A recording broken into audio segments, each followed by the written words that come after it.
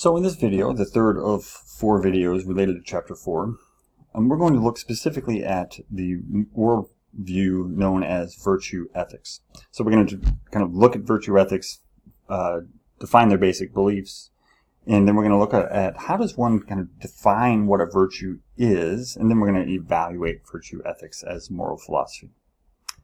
So in essence, virtue ethics said, you know what, ethics is not about figuring out who has the right rules, but instead it's about figuring out what are the right characteristics. So, a lot of people a lot of times argue, hey, we need to do this, or we need to do that, or Kant would say we should only do that which we are willing to become a universal law, for example. Or an egoist would say we need to do that which is in our own self-interest. Utilitarian would say we need to do that which brings about the greatest benefit for the greatest number of people. So those are all kind of rules-based philosophies. And so virtue ethicists said, well, no, it's not about arguing about what's the right rule. It should be about what's the right characteristics. In other words, we should behave not in a manner that upholds a certain rule, but instead we should behave in a manner that kind of is consistent with virtuous traits. And this all kind of comes from Aristotle. Aristotle basically said, you know what, we need to find what is excellence, and what's excellence in humanity.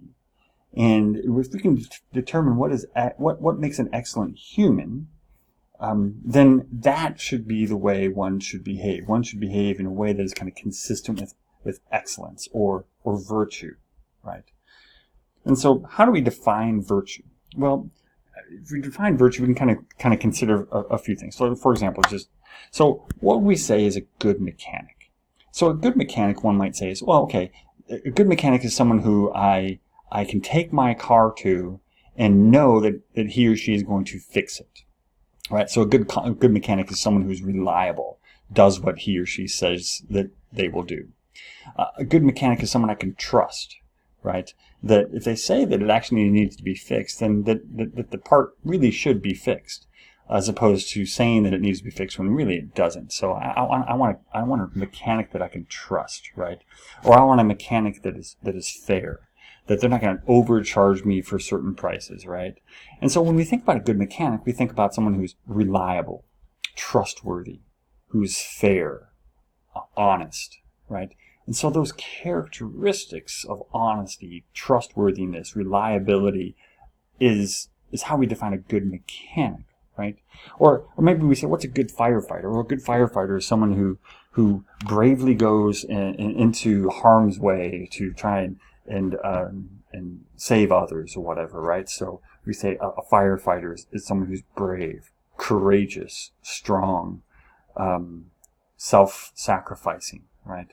Or maybe how do we define a good friend? We say someone's a good friend when we say, well, again, it's someone that we can trust, someone who is a joy to be around, someone who is steadfast in their loyalty to us, right? Those are good friends. And so we kind of define good friends along those lines: trustworthiness, loyal, and so forth and so on, right? And so those characteristics are really kind of things that we look for. So then it still begs the question, well, what really is a virtue? Well, James Rachels, who is pictured here, defined virtue as this. Virtue is a character trait manifested in habitual action that is simply good to have. Right. So in other words, someone is considered virtuous if they kind of are consistent in a certain behavior that we like. So we say a friend is trustworthy if we know that every time we tell them something in confidence, that they keep that confidence. If we tell a friend a secret one time and they keep it, and then we tell them a secret another time and they don't keep it, and then we tell them another secret and that time again they don't keep it, we can't call them trustworthy because they kept the secret once. No, instead we consider them trustworthy if they always keep the secret, right? And so therefore they would earn the title, if you will, of being trustworthy and having that virtue. That's what we mean by habitual action. So there's different lists of different virtues. For example, a lot of people say benevolence is virtuous, compassion is virtuous, being conscientious or cooperative or having courage. Those are all virtuous traits, right? And so what I have done, though, is if you look at the red ones, compassion, kindness, self-control, loyalty or faithfulness, patience or tolerance, right? You see those traits are, some might will recognize that those are the fruits of the Spirit, right? So even when Jesus said there are fruits of the Spirit, actually through the writing of Paul, he's really talking about virtuous traits. So how do we know if something is virtuous? Well, Aristotle would say virtue is the mean by reference of two vices, the one of excess and the other deficiency. More simply put, a virtue is the mean between two extremes. So, for example, if we have a situation where we have too much water, we used to call that a flood. So having too much water, not good. That's a vice, right? That's something we don't want. Well, likewise, the opposite extreme, where you have zero water or very little water, you have a drought, right? And so neither of those are things that we want. What we like is kind of in between. We like the little oasis. We have just enough water, but not too much, not too little. That's perfect, right? So how do we apply that to different traits, different character traits? Well, we would say we value courage. Well, why do we value courage? Well, because courage is the mean between two extremes. One extreme is that of cowardice, whereas you're afraid of everything. And the other one is, the other extreme is where you're not afraid of anything, right? You're in fact, it's almost kind of foolhardy to try and do stuff. I have no idea what this guy's doing, burning something off of his stomach. I wouldn't call that guy courageous. I'd call him stupid, right? Because he's being foolhardy. So courage is the mean, or the balance, if you will, between two extremes, that of cowardice and that of foolhardiness, and we call that courage. For example, men who go into battle, or women who go into battle, who are willing to go into harm's way, but they're neither foolhardy. In other words, they know there's a risk, they know there's a danger. They don't just go into battle without any caution, but at the same time, they are not afraid to the point that it keeps them from taking up arms and defending the freedoms and liberties of other people. And so we would call the women and men of our military courageous people, right? Courage being the mean between two extremes.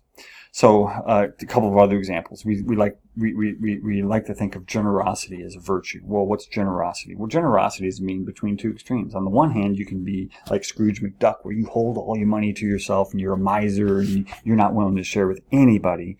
And then there's this extravagance, other extreme, where you're just kind of dropping dimes everywhere, right? And you're just throwing money around in a very extravagant manner without any thought, and whatever. Being generous means you're willing to give to others. You're not hoarding it for yourself. You're not stingy, but at the same time, you're not flaunting everything. You're not giving everything away in a careless manner, right? That's generosity. So virtue is some mean between two extremes. And the basic belief of virtue ethics, then, is, well, we need to do that which is most consistent with virtuous traits. That is the basic belief of virtue ethics. We need to find the virtuous traits. We need to act in a way that is consistent with them. So, this virtue ethics concept, there are some good points to it. Number one, it provides kind of a better moral motivation. For example, assume that you are in the hospital and your friend comes to see you, and it means a lot to you, and you thank him for coming and for coming to see you, and he simply says that, oh, he was merely doing this out of his duty. He thought he had a moral duty to come visit you. Well, at first you think he's just being modest, but then the more you talk, the clearer it becomes that he really was being literal. He didn't really visit you out of his moral duty to do the right thing. He just came because some moral law kind of dictated it. He didn't really care about you, right? You'd be disappointed if you realized that he wasn't visiting you out of friendship or loyalty or concern, but simply out of just some moral obligation to to some rule. He may therefore come across as kind of cold and calculating rather than sincere. And so therefore there's probably a better moral motivation. It also, oops, there we go. That's my picture of moral motivation. There you go. I also would argue that virtue ethics is similar to Christ's teachings. I've already referenced the fruits of the spirits, but let me give you an example of Christ's teachings. So, for example, in Luke 10, it's this parable of the Good Samaritan, and the expert of law asked Jesus, "Well, what must one do to gain eternal life?" Right? Well, Jesus responded to that question with a story about the Good Samaritan, and he concluded that story by saying, who is the one who is more neighborly? And the guy said, well, it's the Good Samaritan. Well, Jesus responded with a story about someone who showed care and concern for others. Jesus didn't respond to the question of how do you gain eternal life with some list of rules or laws, right? Another example might be found in John chapter 4, verse 19. So Jesus is talking to the woman at the well. And she asked Jesus, so what's the right way to participate in worship? Right? Some Jews say you have to go up on this mountain. Or in Jerusalem, and my people, she says we need to go up on this mountain. So who's right? What's the right rule for worship? And Jesus responds, he says, there will be a time when people will worship in truth and in spirit. So in other words, he doesn't respond with, well, the law says we need to worship in the temple, or the law says we need to worship on a mountain. No, he says it's about your spirit. It's about being true in your worship. Or finally, in John chapter 15, Jesus tells his disciples that they are to remain in his love by obeying his commands. And so therefore someone might say, aha, okay, it's all about the command of the divine God. That's what we should do. We should follow his commandments. However, Jesus goes on to state what his command is. That is to love each other. So he doesn't provide any divine command other than to simply love each other. Love, of course, being a virtue. So I would argue that virtue ethics is very consistent with Jesus' teachings. And so those are some of the basic ideas of virtue ethics, that it's not about rules and laws. It's simply about finding virtuous traits and acting in a way that is most consistent with those virtuous traits.